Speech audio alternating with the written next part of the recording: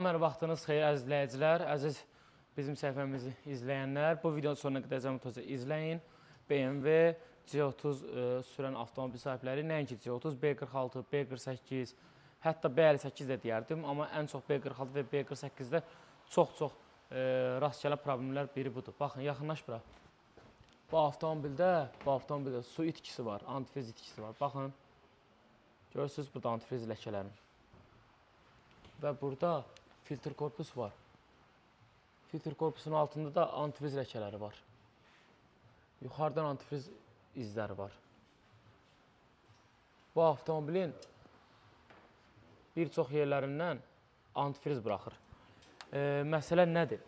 Belə olduğu halda avtomobili qəti sürməyin. Ümumiyyətlə, bu B46, B48 mühərriklərdə çox həssas mühərriklərdir.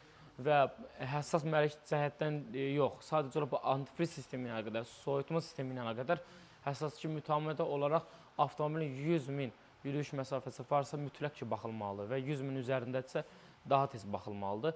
Yəni, ilk 100.000 yürüyüş məsafəsinə sahibdirsə, yəni mütləq ki, bütün bu deməli, antifriz sistemi hamısı yoxlanılmalıdır.